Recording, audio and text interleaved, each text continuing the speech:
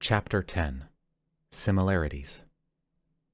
Studying had gotten rather boring for Astra, seeing as she'd already finished before Luna and Cobalt had. It wasn't that she was necessarily smarter than them, just that she read and wrote fast, so all of her notes had already been taken in a scribbled mess that only she could read. Going back to her dorm wouldn't be much more fun than sitting in a quiet, stuffy library, seeing as Lily was out for a special birthday lunch with her mother. But at least Astra could use the time alone to print some stickers or something. The rest of the team were always annoyed by the noise of her printer. But when she opened the door, the dorm wasn't empty at all. Lily lay on her bed, and when she turned to face her as she walked into the room, Astra couldn't help but notice the dried tears on her face. "Whoa, are you okay?" Astra asked her, concern shooting through her. "Did everything go fine with your mom?" Lily sat up and wiped her face. "Yeah, It wasn't that. It's fine." Astra frowned. "No offense, but you don't look very fine." She walked across the room and sat beside her. "Want to tell me what happened? We are supposed to talk more, after all." Lily sighed. "Someone recognized me while I was walking back here and yelled that they didn't want any criminals near them. They threw a cup at me." Astra's eyes widened as her concern grew. "Are you okay? Did they hurt you?" Lily shook her head. "It was just an empty foam one. It was what they said that really mattered." She looked away. "I probably can't expect you to understand." Astra hesitated briefly before letting her energy drop enough to get properly serious. This wasn't something she'd spoken about to anyone else before. "I understand better than you think," she replied simply. "We're not really that different, you know." Lily glanced at her. "What do you mean by that?" The memories were painful to think of, but Astra let them come as she explained anyway. "I grew up as a transgender faunus in Atlas. It wasn't exactly easy." Lily's gaze shot to the ground. "Right, I shouldn't have assumed. You just always seem so happy." Astra shrugged. "I am. I'm happy a lot. But that doesn't mean I'm not still hurt by the things that some people say and do." She brought her knees up and rested her chin on them. "I realized I was trans when I was 8. My mother was totally supportive, but we couldn't find anywhere in the city that would prescribe me puberty blockers at that age. So, for 4 years I was subjected to discrimination and hate from people just because I didn't look the way they thought a girl should. And then, when you add being a faunus on top of that," she gave a bitter laugh.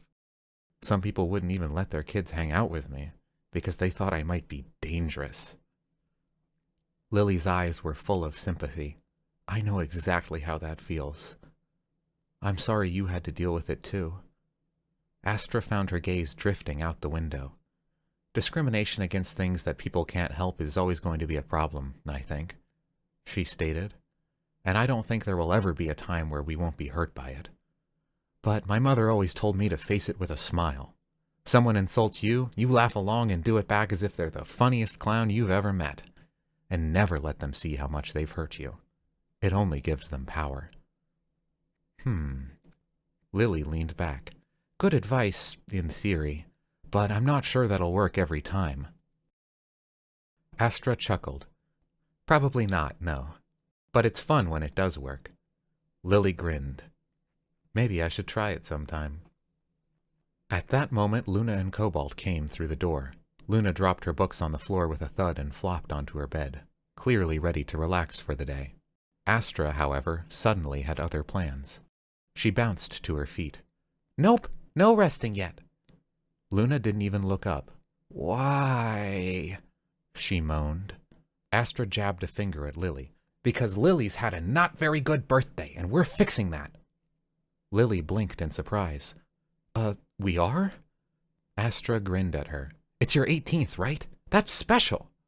Luna lifted her head out of her pillow and blinked at Astra with tired lavender eyes. "What did you have in mind?" Astra flapped her hands impatiently. "Shopping, of course." She looked back at Lily. Unless you'd prefer something else." Lily blinked. I honestly don't know. The lunches with my mom are all we've ever been able to afford to do to celebrate before." Astra gasped dramatically. "So you've never even had a party? Shameful! We're totally grabbing party supplies while we're out. Sounds like a plan, Cobalt chipped in. I'm in. Luna rolled off the bed with a thud. All right, I'll sleep later. Great! Astra grinned triumphantly. Let's get going. Grabbing her wallet, she bounced out of the room, her team following behind. As they walked, Lily hurried to catch up to Astra. So, what exactly are we shopping for? The dark-haired girl inquired. Anything you want, Astra replied enthusiastically. What's something you've always wanted but could never get before? Lily looked awkward. It's kind of dumb. Hey, nothing will be too dumb, Lily piped up. It's your birthday, and we're not going to judge you, remember? Well, I have kind of always wanted a leather jacket, Lily admitted sheepishly. Astra gasped. Ooh, you'd look great in one, she squealed. She could picture it now. A stylish leather jacket would look much better on Lily than that baggy old hoodie. You know, Cobalt added, a leather jacket isn't quite complete without the right outfit. True, Luna agreed. We'll probably need to get some matching jeans, maybe a nice shirt, definitely a belt, with actual holsters so that she can put her weapons in them instead of in her front pocket. She glanced back at Lily with a playful grin. That's not too safe, you know. Lily blushed. Wait, I can't ask you guys to buy me a whole new outfit, she protested. It'll be so expensive. You're not asking us, Astra insisted. We're giving. That's the point of a gift.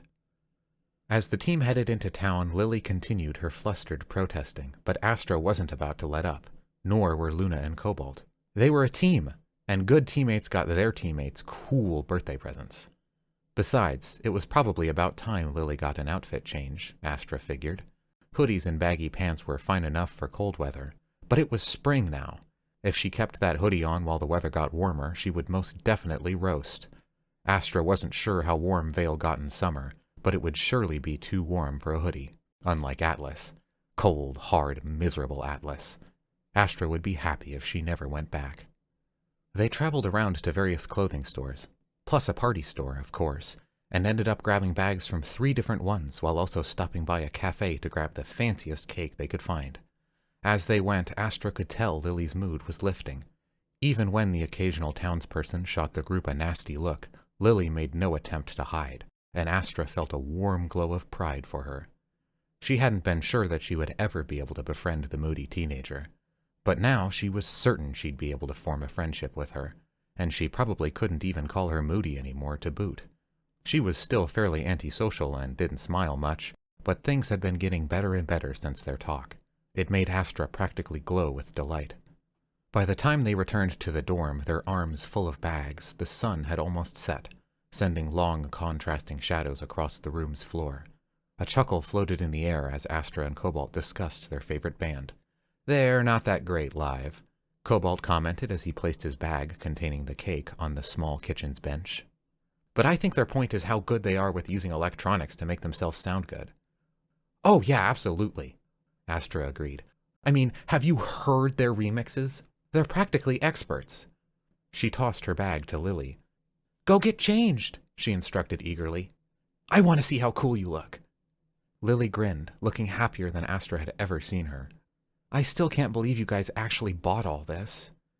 Astra tapped her foot impatiently. Come on, just go already. Lily chuckled.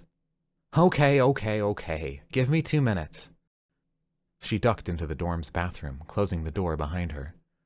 Luna tipped the bag of party supplies onto the bench. Are you sure we needed all this? Of course, Astra insisted. This is her 18th and her first birthday party. If anything, we should be doing more. She frowned. Pity they won't let first years have alcohol on campus. She slammed her hands on the table. Now help me blow up balloons and put up streamers. Luna chuckled. Whatever you say, leader of friendship. She grabbed a balloon and began puffing air into it, while Cobalt grabbed a roll of streamers and began taping them around the walls, being the only one tall enough to reach. As Astra grabbed a pile of balloons and sat herself down on one of the bench chairs to blow them up, Lily came back out of the bathroom. Astra immediately jumped back with a gasp, all the balloons spilling onto the floor. You look amazing, she squealed. Lily shuffled her feet shyly. Do I? Of course, Luna assured her. A thought seemed to pop into her mind. Oh, wait! You need one more thing to tie it all together. She headed over to Lily, pulling a hair tie out from under her sleeve. Do you mind? Lily shook her head. Go ahead. Luna gently grabbed most of Lily's dark hair and pulled it into a ponytail, tying it together with ease. Suddenly it was easy to remember that she had a little sister. There! Luna hurried over to one of the bedside desks and grabbed a mirror, holding it up to Lily. What do you think? Lily stared for a moment, as if she could barely recognize herself. Tears formed in the corner of her eyes, but for once they weren't from negativity. I look pretty, she breathed. You say that like you didn't before, Cobalt chuckled warmly. Lily ran her hands over the strands of hair Luna had left hanging loose. I didn't think I could look this good. I never thought I'd have clothes this nice. More tears fell from her eyes and she sniffed, wiping them away. Thank you, guys. This is really nice. Luna smiled softly. Hey, after all you've been through, you deserve something nice. Astra felt her glow of pleasure grow brighter, the light inside of her filling her entire body. Perhaps it shouldn't have been surprising, but helping people felt good, better than anything that could have happened to her. The pure kindness and compassion wasn't exactly something she'd seen a lot in Atlas, except for from a few select people she'd only met a couple of times. It made her wonder, was this something that was more common in Vale, or had she just lucked out in the team she'd wound up with? Whatever the case, she was grateful and proud. Deep down, she wasn't entirely sure she deserved it, but she was happy all the same. Far from her days in Atlas, she was truly, completely happy.